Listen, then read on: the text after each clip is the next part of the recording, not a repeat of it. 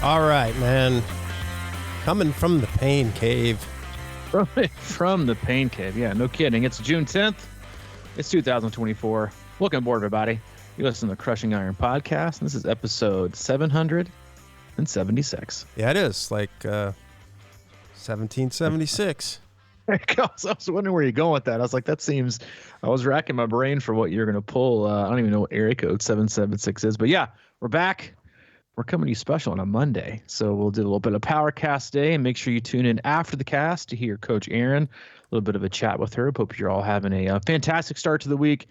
It was a hustling and bustling weekend of racing. I don't honestly remember the last time I was that busy on the tracker from Saturday to Sunday with all kinds of the races going. And to be frank, maybe one of the most legendary weekends I think we've ever had as a team. So we'll put if you don't follow us on Instagram or take a peek at us on Facebook, we'll post our athlete highlights. So just an amazing work from the squad, from all of our coaches, just putting out a laundry list of great results in this last weekend. So again, kudos to everybody, yourself included. And if it's your first time tuning in today, welcome. We appreciate you giving us your time. We know you have quite a lot of options in the triathlon podcast universe and just podcasts in general in times of valuables. We appreciate you tuning in today. We cover it all. We do swim, bike, and run specific podcasts. We do race recaps and also a lot of race previews. But for the most part, Mike and I, as coaches, athletes, best friends, we just sit back, relax, have an open, honest discussion about what we're going through in life, not just as human beings, but also as coaches and athletes ourselves. Mike and I also like to talk frequently about what our own athletes are going through. He and I work with a wide range of athletes all across the globe, from beginner level athletes looking for your first 5K or sprint triathlon, all the way up through elite level amateurs trying to get back to our championships, and everyone in between. It's all over the globe. We'll use the feedback loop we have with them and training peaks, emails, text messages, and the like to drive the discussion today. You also like to utilize our Facebook group, and you can search that Crushing Iron Group.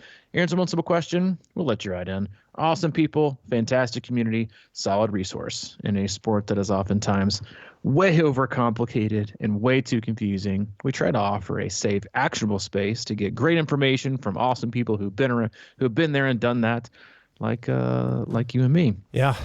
Hopefully allow you to avoid some of the pitfalls we've had along our own journey. And we go in there about once a month, do a bit of a Q&A, take the pulse of the community. But that is it. We have no sponsors. We have no ads, but we do have a very important agenda, and that's to do our best to keep you happy and healthy in your endurance sports journey. Yeah, we do. And it was a great weekend. We had a lot of really good results, a lot of racing. Yeah, I feel the same, man. I was on that tracker I was a little tracker fatigued. I wasn't used to it. But I know. Yeah, they did well, and I'm just proud of everybody, man. You know, everybody's trying to do the best they can, and they're working hard and showing up and doing hard things, I guess. Yeah, I think that's one of the, before we get into the topic, I think that's, we talk about this a lot with our own athletes, and you and I on the podcast and you and I off the air, but just how impatient we have all become as a race, and how we want everything on our own timeline, and that we want it now. And that the cold, hard truth and reality of it is that it comes when it comes, and you get what you get. And a lot of people, I think, cut their training short in search of something, the grass is greener and ends up being AstroTurf, which it often does. They stop short of a dream. They stop short of a hope. They get impatient with a goal. They quit. They deviate. They get frustrated because their PRs don't happen on their own time. And while, training right and doing the right things and following a great program increases that likelihood, there are still a lot of things that we do, I think, just as humans, to get in the way of that. And I think that kind of brings this topic today. And it was that, I think, sometimes it's, we'll bring to you a nice little power cast where we kind of bring you to church, and then, basically say, hey, you need to get your ass in gear. But at the same time, what I'm trying to tell you now is that some of you're trying too hard. And I had this conversation with athletes multiple times in the last That's the thing about racing weekends is you're never really off. You're always working on racing weekends. You're tracking people, wondering about people, answering last minute questions, debriefing on races, and I had multiple people, but even before leading up to this weekend, talking about trying to. The best thing that I want to give you is that athletes will, because I always see this in swimming. People always, they try too hard and they inevitably get slower. With more effort, they go slower. That is that's always what happens. And so I think, swimming is a great example of that. Is a lot of times the harder you try, the slower you get. That's also true with training and in life. And, I talk a lot with athletes about this all the time, and is that, sometimes the harder you try to either, come back from an injury, come back from a stressful event, get back into training, the harder you try, honestly, the harder you're going to fall. And I think that's something that every athlete needs to understand and remember, is that, as I was kind of talking about before we went live today, is we can all admit, I think, is that we, in the devices that we use, right, in our training and our metrics, regardless of what software platform you might use, that the metrics that we use, the data that we collect, is oftentimes inaccurate, right? You can run on the treadmill, totally inaccurate. You can have speed on you can be a person who likes to track speed on your indoor trainer, totally inaccurate.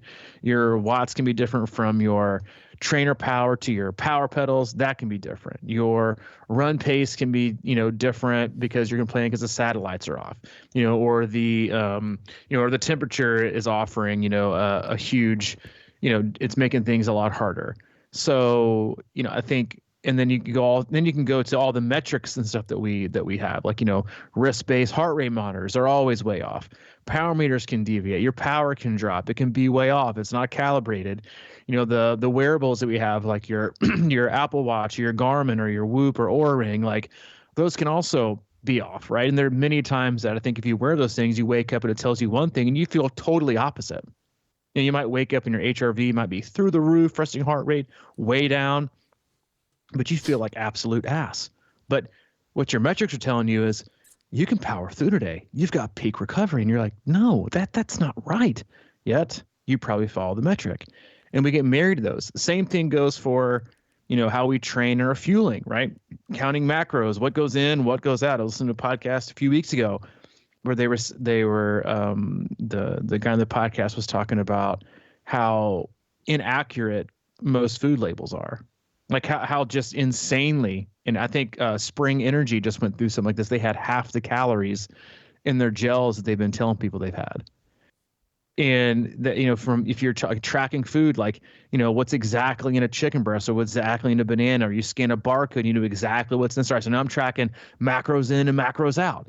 And now I can really help track, my weight loss goals. And now I know how many calories I'm burning, right? Does anybody out there even like come close to believing the amount of calories they say you burn, like on your Garmin, right? Or your productive rate. But we take these things as like concrete scientific evidence on like almost like a religious scale, and use that to help make decisions for us. We do that, or we just turn a blind eye to everything and feel like we need to push forward. We need to do more things. The answer is more. And we don't think through things enough. And a lot of times, and we saw this last weekend, had athletes that I felt were really trying to force things, have super high expectations. Some of them had, very good races. Some of them, didn't. And I had some hard conversation with trying to press and make too much out of one race, or even one drop of the bucket of where we are in life, right? And I think sometimes we are so overstimulated with things that excite us, right? With training, because for a lot of us, swimming, cycling, running excites us, like the opportunity to get better today, the opportunity to race better and race fast, the opportunity to break a time, the opportunity to just do better in one interval, right? And then you have all these metrics that play mind games, with you on both ways, right? You can have athletes that are putting out, really struggling numbers, but they're telling you they feel awesome. And then you've got athletes who are saying they feel terrible and putting out lifetime best numbers. And you got people going into races super fit and like really ready to race that go out and lay an egg. And then you got athletes who had no business even getting in the hen house to even produce an egg, go out there and absolutely, pop out a golden egg and have the race of their life. And I brought it up today because I had two very distinct messages back and forth on this weekend. One was, I think you're trying too hard.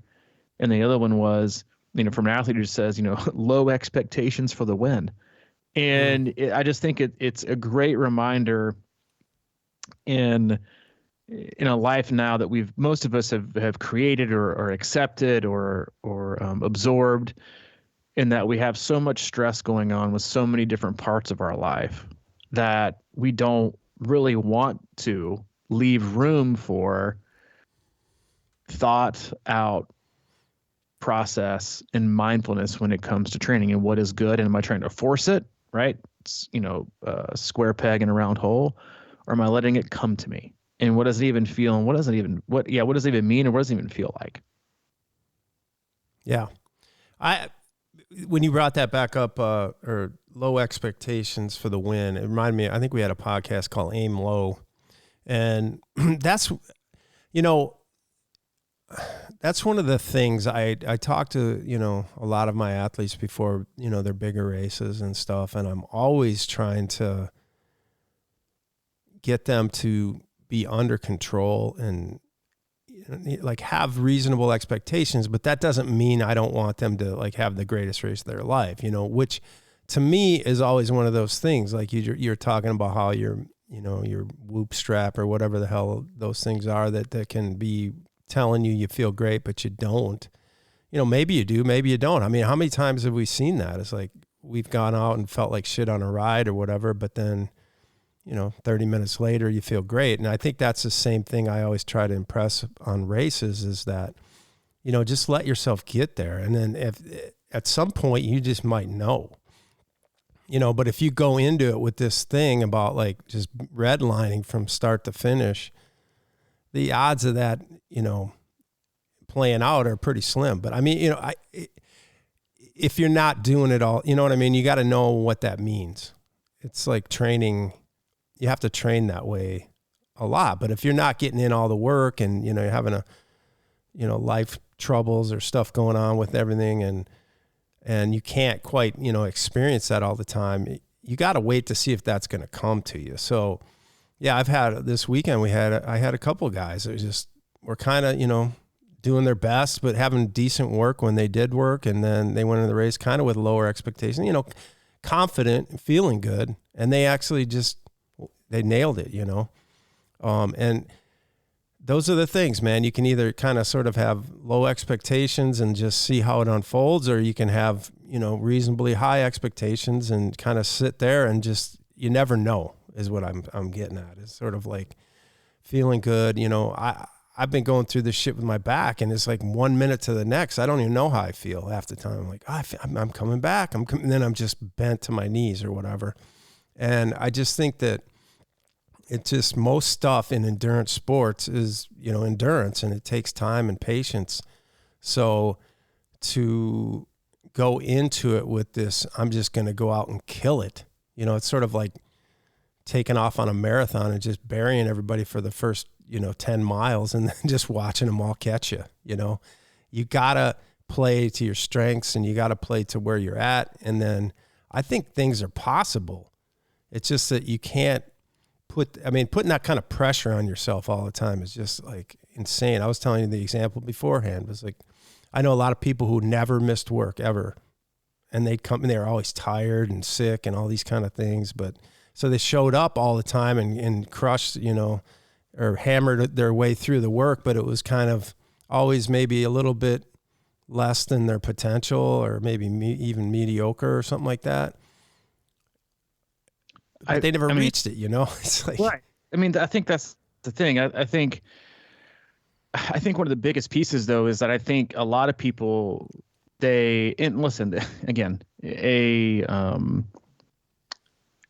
another symptom of, I think, where we have gotten ourselves into with society is that we really like to turn a blind eye to things, right? Like things aren't really going well, but we don't really want to recognize that. We surely as hell don't want to talk about it. we'll just pretend like things are going great, because God, working on fixing it, that feels like a lot of work. Like, just like I said, right? Like that people have stressed themselves out so much that they leave little room for thinking when it comes to stuff. Because most of the time their answer is, I don't want to think. I don't want to have to do it. Can you please just structure this bike workout for me? I really don't want to think when I get on it. Can you? No. Like, sometimes I'll put it in there, but it's got a range. But that's not our job. Our job isn't to make you an athlete that turns into a robot who can't think for themselves. And frankly, you should be thinking on the bike. You should be thinking about cycling, about gearing, about what you feel like. Not just turning on Netflix and putting in ERG mode and getting stuck. And then when it comes race day, you just can't figure out why you can't pace, you can't shift, and you can't change cadence. Yeah, it's a requirement. And you have to know how to do these things. But that's how stretched thin people have made themselves. And so when it comes to dealing with niggles, or that's one of my favorite things. When did this pop up? A few weeks ago. This is the first time I'm hearing about it. Yeah, I just didn't want to really, I just pretend like it wasn't there and have that work out for you. Right? We don't want to pretend like we need less time, because honestly, I think a lot of it is, we consider it a weakness. Right? We can have this conversation with an athlete earlier today via text message, and their first inclination, like most athletes, right? Most athletes, I either want to do, I want to do more, or I think we should just take it all off. Like, no, there's a in between here. And they're having some hip issues from playing a pickup soccer game, and they're like, hey, can I add more of this? And I said, no, you can't. The answer is rarely ever more. You can want to do more, but do you really feel like the answer is to do more is to do better and get better? No. And so I think again, we have this, I think triathletes specifically had this stigma where they feel like they're not good enough if they have to scale things back, or like lessening the load is, a indictment on their athletic ability. I'm telling you right now, especially like going into Ironman racing, like when we see so many people training for Ironman, I don't know how we got, it's probably, I think it's been like the onset of like all the podcasts that have the pro triathletes on there talking about how many, how many hours they do. And I'm like, listen, the amount of hours you do has nothing to do with how fast you're going to be. It's how you got hours, you got intensity distribution. And then you have this really magical piece that I think people don't talk about. It's called, how well rested are you to do the sessions well? And you talked about earlier, before we went live, is like, you got these people who have never missed work in like 20 years. I'm like, that seems bad to me. Like, it seems really awful to not do that. One person might call it committed. And to me, I'm just thinking like there were a lot of the days where you probably went to, so there's going to work and there's doing work. And it's again, I think I talk about this frequently, but it's a conversation I have with Hayden all the time. Is it a want or is it a need? I need it. You don't need anything. Okay. You're almost 80, everything you need. You don't need anything. You want it. Big difference, right? So there's a difference in going to work and doing work, right? In being productive and acting like you're producing. And that is where a lot of athletes fall. Checking the box, right? Checking the training session off, right? 40 minutes completed, green. Yes, I feel good about myself. That's the number one priority, not what's going to allow me to feel better when I'm done. What's going to allow me to feel better tomorrow? Am I going to be able to execute this session perfectly, right?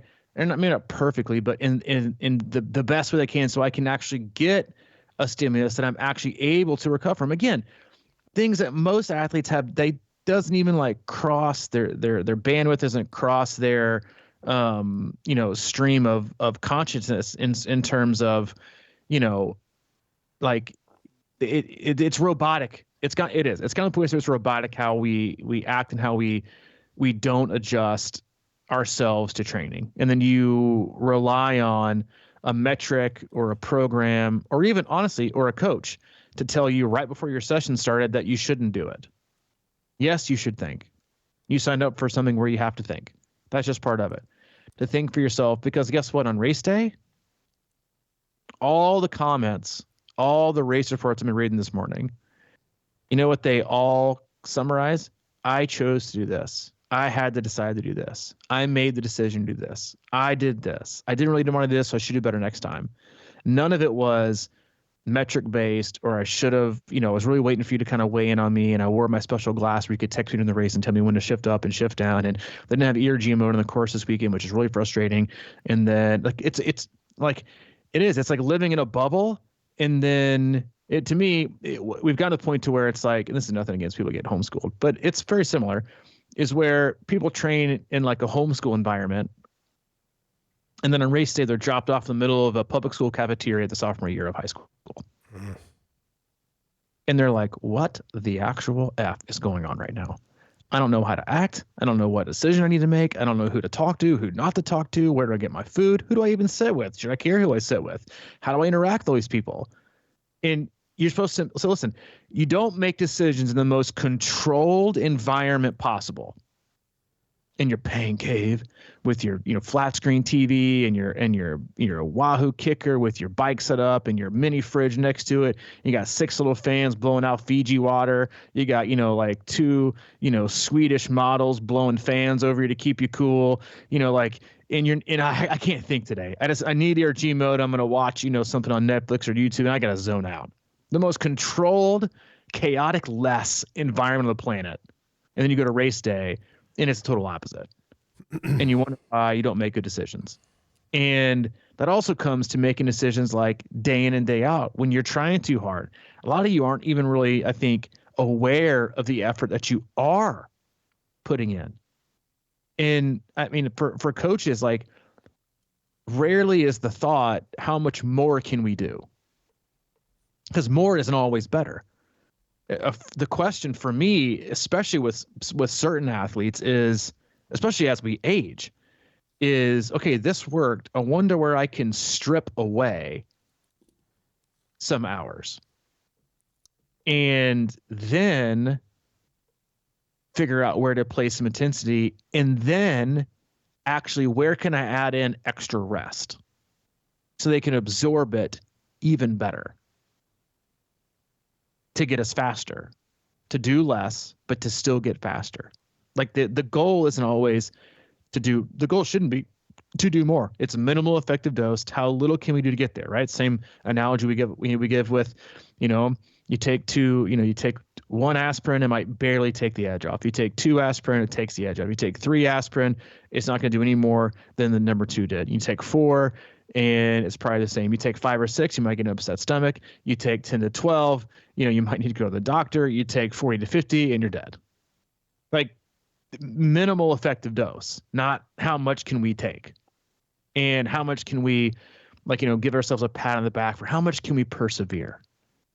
How much can a conversation with, I use like sometimes a voice message thing with athletes, and this athlete broke down, started crying on this message they sent me a few weeks ago. And of course, like this day and age, for whatever reason, everyone says apologizes when they start to cry, which is still, I don't really understand.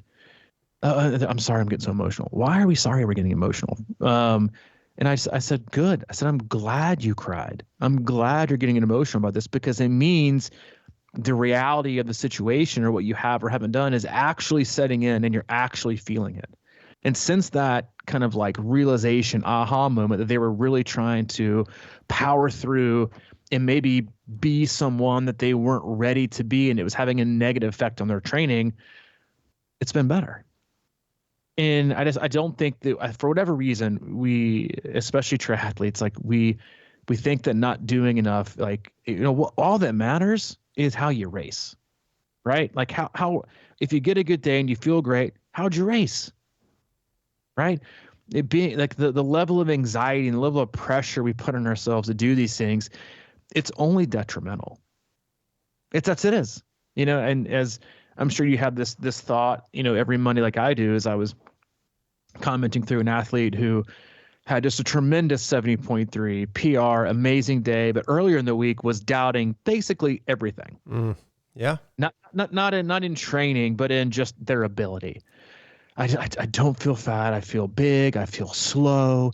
I don't really think my swim's gotten better since my 70.3 in March. I feel so behind in my bike. My run just feels clunky. And I said, listen, we can either get our mind right and our head right and get ready to race. Because as a coach, right, there's only so much you can say. Because it's up to them. Again, you can't race with them. It's up to them. So I can tell you right now, you're in fantastic shape. But it's up to you to figure out how to use it. And that's not a neck down decision. That's a chin up decision. So I got their head right, had a great race, and, carry on. But it is, I don't know why. You probably have more insight maybe on this, but it's like, I don't know why we are so afraid to stop trying so hard in certain areas. Like, it's great to be motivated and dedicated and committed. Like, we should all be those things and have discipline. But a lot of times, again, like, you have athletes that say, hey, take a day off. And you're like, oh, then they're like, I feel like that means I can't handle it. Yeah. And you're like, no, it means I want you to handle tomorrow better. And it probably means that you've probably tried to handle things the past few days in a way that you probably weren't ready for. So now we need to kind of unload and lessen up a little bit.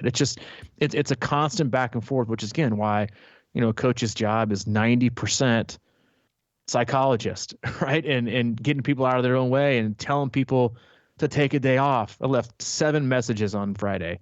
Take the day off. I caught 6 of them beforehand. The 7th was on their bike, and I told them to get off. Like, it's never 8 messages of, hey, get out there today, put your shoes on, and power through. Beat yesterday. If you don't throw up, you won't grow up. I mean, that's the kind of stuff that we have imparted on ourselves, and you wonder why we're, people are dying of heart attacks at 37 and stressed out and overweight at 43, and their overall health is declining. It's because we're all working too fucking hard. Yeah. Yeah. And we're not, you pointed it out. And it was sort of like, if you're struggling with something, there's usually a reason.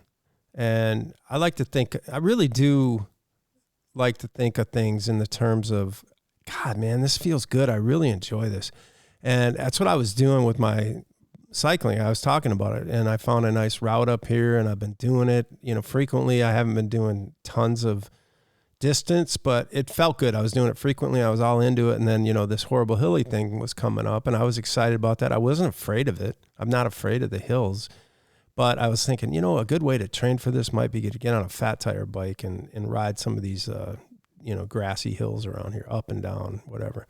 And instead of working out, like getting warmed up and shit, I just kind of dug right into it. And that's when I popped it.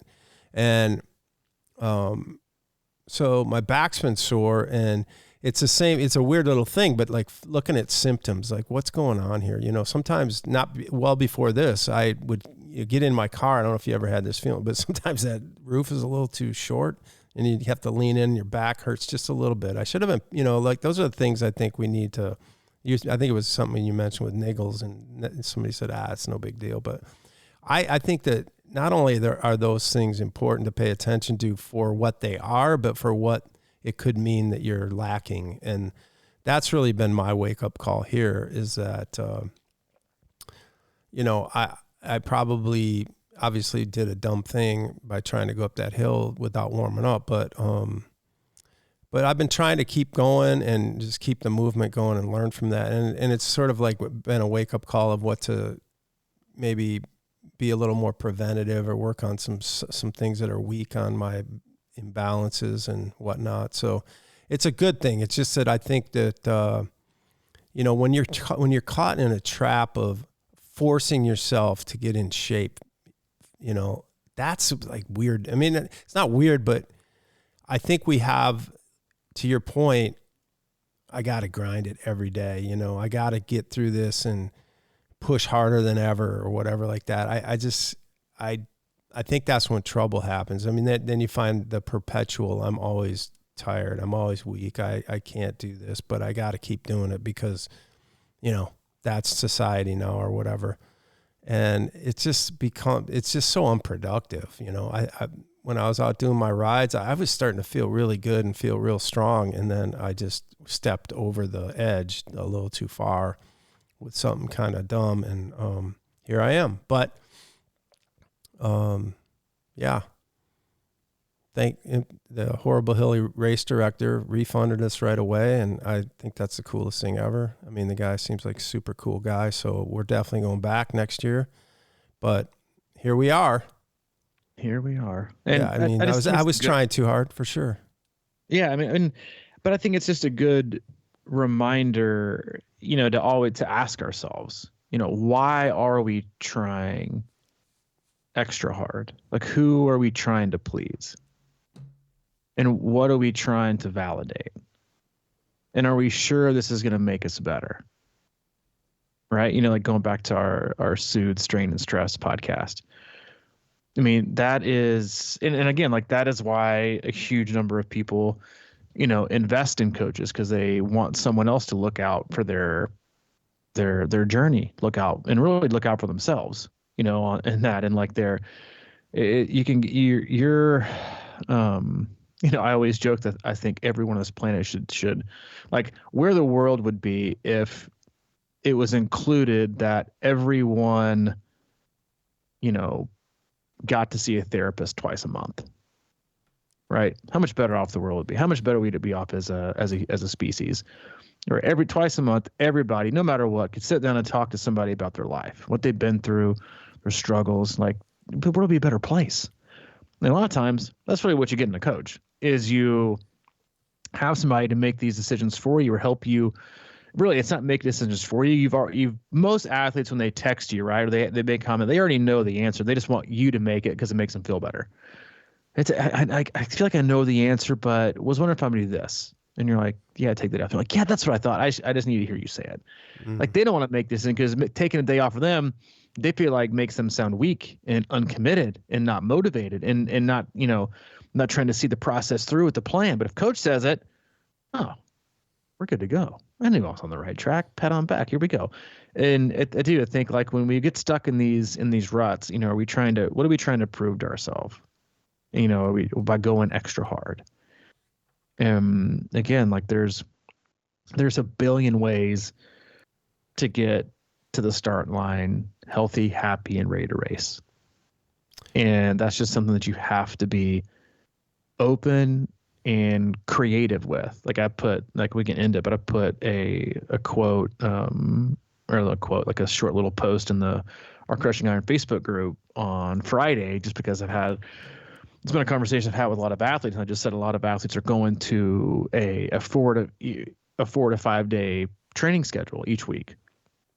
Not because life makes them, because that's just kind of what fits in their life best. That's kind of what they want. Mm-hmm. You got shift workers, you got, ER docs, you got single parents, you got people who can work from home. Like working 7 days in a row, like is not, you don't have to be that way. You can choose to be that way. So if a lot of people just go to 4 to 5 day training cycles, and then they're off Saturday, Sunday, or they're off Thursday, Friday, and it's becoming very, very popular, even with not just age group athletes, but I remember reading like a really long, I think it was like 40 pages, like breakdown of, I can't remember the guy's name, American speed skater. And he like broke down his like 5 day a week, workout. He would work out Monday through Friday and then not do anything at all Saturday, Sunday. I think he won 2 gold medals in the last Winter Olympics in speed skating. And anyways, it was a giant like debrief he did. I remember reading through it and I was like, this is like amazing. It doesn't work for everybody, but just goes to show you that what he did was enough, and it was in 5 days. There's ways to be creative, and there's ways to get to where you want to go. It's just hard to do when all you see, like, when Triathlete magazine, all they ever put out is, here's your 12-week sprint training plan. It's like 7, on a Monday through Sunday schedule. Like, that's not my life, right? Most people, they don't have a Monday through Sunday schedule anymore. They can make their own schedule, right? Because they work remote, right? Or they got heavy days, not heavy days. They got hybrid work environment, right? Where they got to go in 2 days and not 3 days, right? So you can, those are easy days to kind of allocate, what you go hard on. You have people who work, 12-hour shifts for 4 days and then 4 days off, and then 4 12-hour night shifts and 4 days off. You get people who are doctors, and they got on-call weeks, and you got, you got travel schedules. Like the Monday through Sunday 9 to 5, like it's gone. for most of the people that it is gone.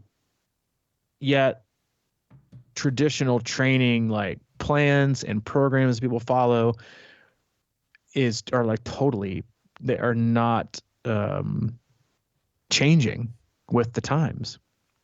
It's just it's a Monday through Sunday. And I don't know how many people I've got doing their long rides on like a Thursday, Friday now. And I got boatloads of people doing their long run on a Wednesday. Or like my favorite thing, I was having a call with an athlete Friday who wants like their weekends off only because they're signing up for an Ironman.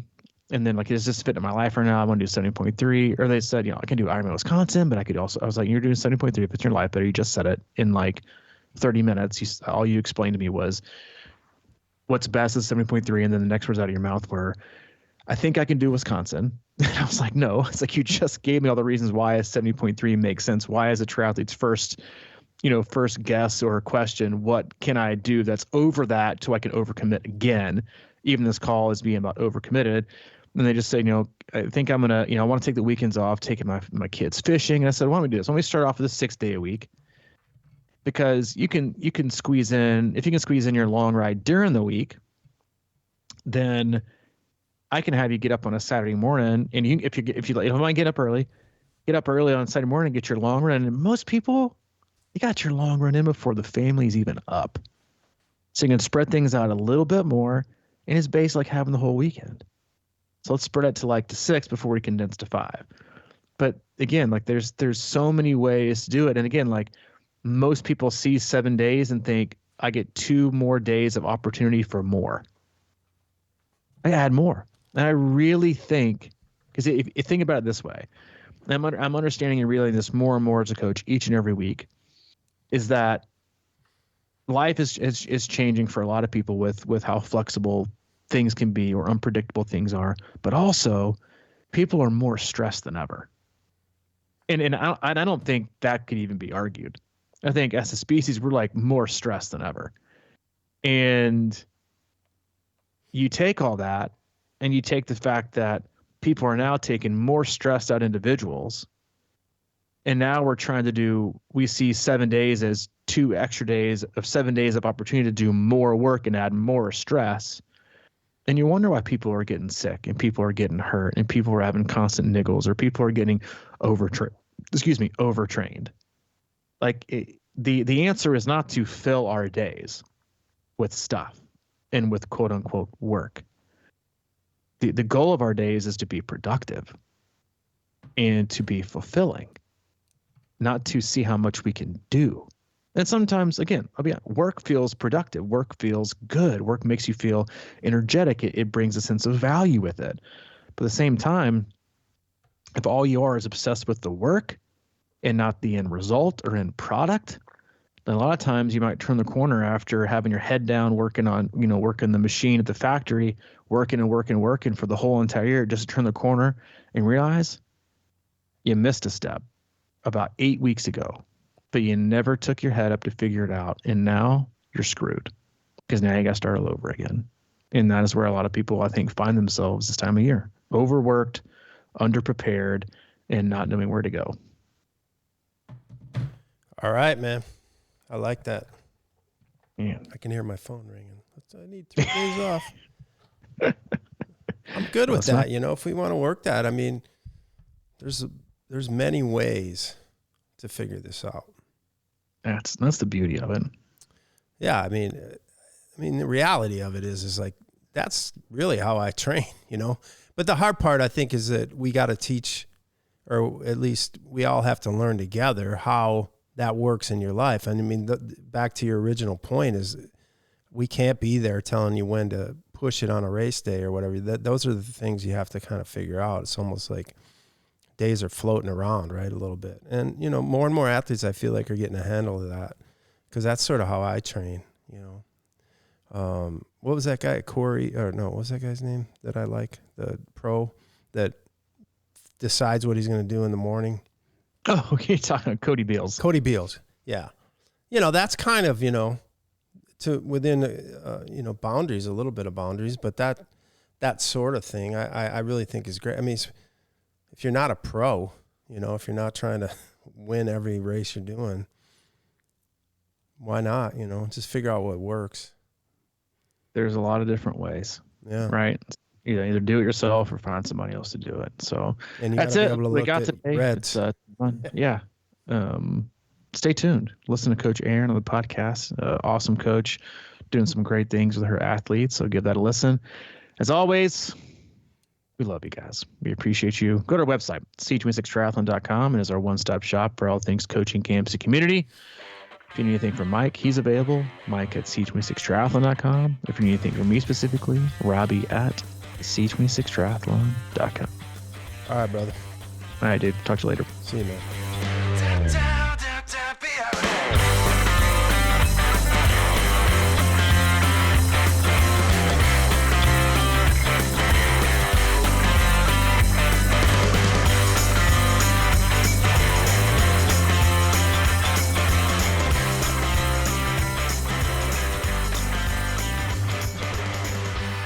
All right, welcome, Erin. How are you? Hey. Good. How are you? Good. Are you working over there today, or you got the day off? Well, technically, I'm always working, but always. I don't have any students right now, so it's kind of my summer break. Oh, so tell me about that. You have students. And yeah. You're on summer break. I thought you were. You're teaching EMT or something. Yeah. I'm a full-time educator at the Milwaukee Area Technical College, and I teach the Milwaukee Fire Department cadet class. So after they've passed EMT, they come to me, and I take them through the entire paramedic curriculum to get their paramedic license. Oh, is that like BUD/S training by any chance? No. Okay. So you're not that hard on them? No. But you have a stern side, I think. I mean, you can be intense. That's one thing I want to ask you about before you go. And it's a good thing as an athlete. I think would that be fair to say you're pretty, you can be pretty focused on course? Robbie would say that I'm very rigid. Very rigid. But no, last year was it last year you were on the podium at Wisconsin? Yeah, I think so, right? Yep. And I saw you and I was crawling at mile, 14, and you were finishing or something like that. But I thank you for helping cheer me on there. Yeah. But no, great job with that. And I know what rigid. Okay, so let's just go right into it. You're an athlete and you're tough and you're strong out there. Is that your coaching style? And there's nothing wrong with it if it is. If you're going to be hard nosed, Bobby Knight type thing, or are you forgiving? That's an interesting question. My husband and I were actually having this conversation last night about, coaching styles and how do you motivate or talk to your athletes when they're struggling. And I like for people just to be straight with me, blunt, tell me when I'm doing something wrong or being stupid or whatever it is. But I don't think that all people are necessarily like that. So I wouldn't say that that's necessarily my coaching style. But if I get a read on somebody and they have a similar personality to me, mm-hmm. and they can maybe handle that type of communication style, then I definitely do that, as that's kind of my preferred communication style. But I don't think that that's necessarily how I talk to everybody. No, I don't think so. You're a very nice person. I just want to get that out of the way. But yeah, I think there's a time and a place for that with everybody, right? A little kick in the ass or, support. It all depends. And again, we're not doing this professionally. So, I just always have a hard time, telling somebody to get their ass out of bed when they've had a really rough weekend or something with the family. I don't know. So, yeah. How long have you been involved with C26 as an athlete? I joined C26 back in 2019. So it's been a minute. Yeah. Yeah. And what do you think, on the sort of parallel with that last question, what do you think, being involved with C26, how do you think that's maybe influenced how you maybe coach? Oh, absolutely. I joined C26 not knowing a lot about the philosophy or about you and Robbie, but I think why I've stayed so long and maybe why I've been so successful with C26 is because of the philosophy, the being focused on being happy and healthy first, and then having kind of the racing or triathlon come second, I think is really important. And that's kind of how, I treat my athletes. Your other life and your family and your friends and your career probably have to come first. Otherwise, you're not going to be successful with the rest of it as well. Yeah, there's no doubt. I think you can only force feed triathlon into your life for so long before it, and it really should complement and supplement your life. And I think I've definitely seen that with you. I think you love the sport, obviously. How long have you been in triathlon, doing triathlons? I did my first triathlon in 2012. 2012, was it a full or something? You just came out of the gate? My first triathlon was Ironman Wisconsin, actually. Right. Okay. That seems like about right. I barely made the cutoff. So. Oh, really? Yeah, it was a terrible day, but I had no coach. I was undertrained. I had no idea what I was doing, but I was hooked, even though it was so hard, but I was hooked. 2012, you said? Mm-hmm. Okay. So yeah, because mine was in 2013, my first one up there.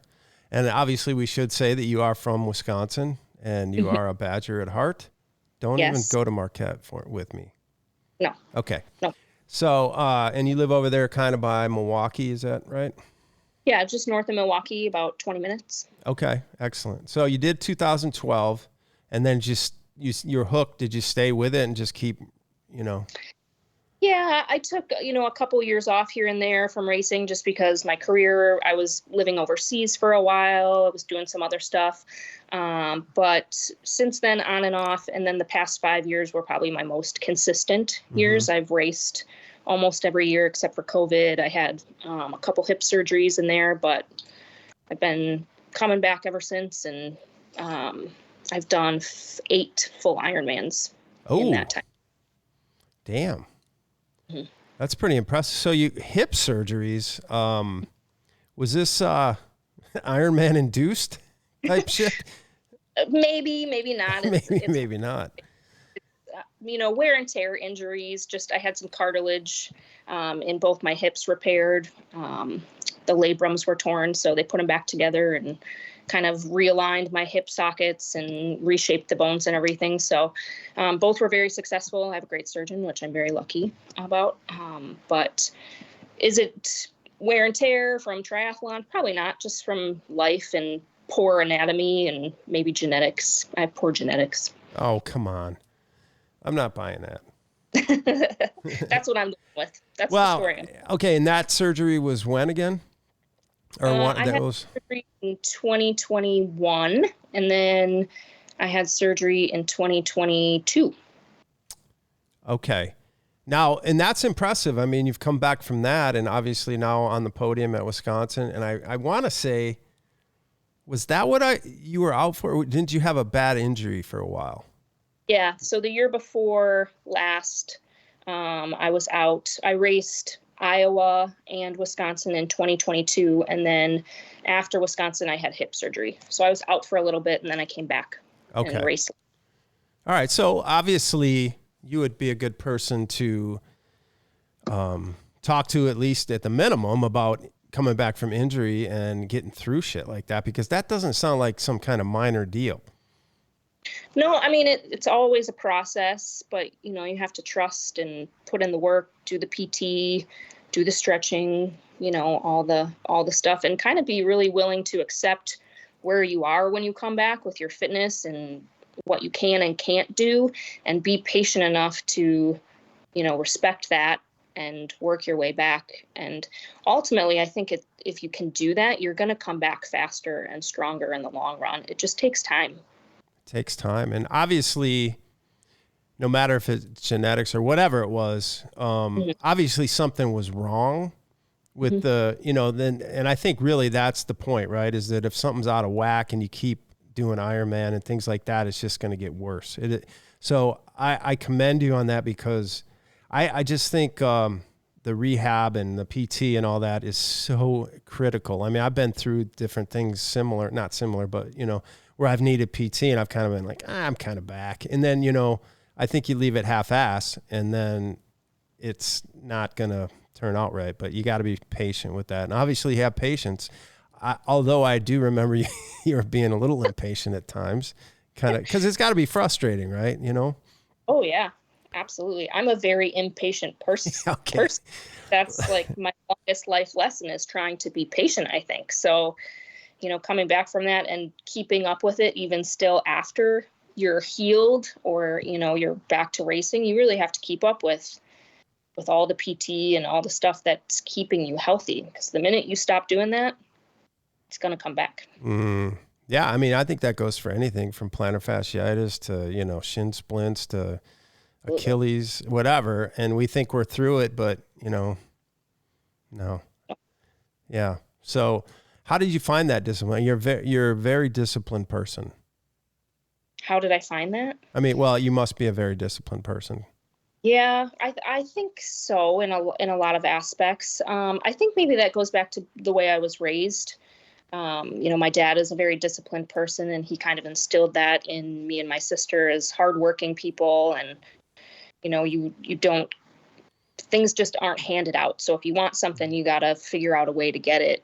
And that takes hard work. Yeah. So you're not a shortcut type of coach. No, oh no, we got to do the work. Yeah. Yeah. Right. So what are you training for now? Well, sadly, I have a little bit of a back injury at the moment, so I'm not sure what I'm training for. I am registered for Ironman Wisconsin, but kind of depending on how the summer unfolds, I may defer or put it on hold. It's hard doing Ironmans back to back to back, year after year after year, and you're kind of in that boat. You really like to do it all the time. So I think there's something to be said for taking a break. And I'm considering that option this year, although I haven't fully committed to that. Yeah, I am in that boat. What's wrong with your back? I mean, I swear this is a true story. I had an athlete tell me that she's got a race this week, and then over the weekend she did something like putting down her car seat or some weird thing, and it kind of messed her back up. And I was telling her all this shit. And that same day I went on my mountain bike and I was trying to do hill repeats because I'm doing horrible hilly. Yep. And I strained my back, and it is absolutely like killing me right now. Yeah. But is that the same type of thing, or what are you going through now? It's unclear what it is. I've seen my hip surgeon. We thought maybe it was my SI joint. I tried a cortisone injection. It didn't work for me. I got an MRI last week, but it's still waiting to be read by the radiologist. So hopefully that will give me more information. But I have low back pain, some glute pain, and instability in there. So every step right now is painful, which is the worst because I can't even enjoy walking my dog or you know, doing housework is kind of painful. Luckily, I can still swim and bike, so I'm still getting after those two disciplines and staying sort of motivated while I can't run, which is my true love. Yeah, I was going to say that's your jam. That's where you came from. Exactly. Yep. Mm-hmm. Been doing it ever since. Yeah, I'm sorry. I think it cut out. You said you ran in college. Yeah, I ran in college, and I've been, you know, running ever since. So it's kind of a bummer. Mm-hmm. Where'd you go to college? UW Stevens Point. Ah, that's right up by me right here. Yeah. Kind of. Mm-hmm. And I guess they have really good cycling around there. Is that something you've heard over the years? They probably do. I didn't do any cycling in college, but it would make sense. It's a beautiful area. A lot of trails. Yeah, tons of trails. Uh-huh.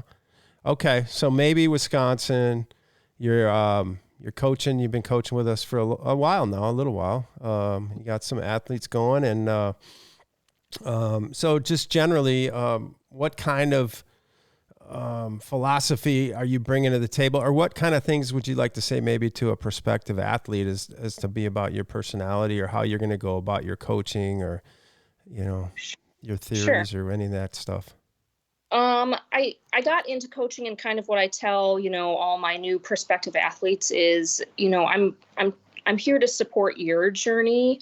And I want to support you by giving you the tools that you need to succeed, but also kind of in that process, like, right, we do this because we want to complete a race or do an Ironman or whatever it is. But I think along with that process, really, it's, kind of just trying to figure out like how to be the best version of themselves along the way. And that's something that I think is really powerful and something that I love to help watch people grow and get into as, they are kind of on their triathlon journey.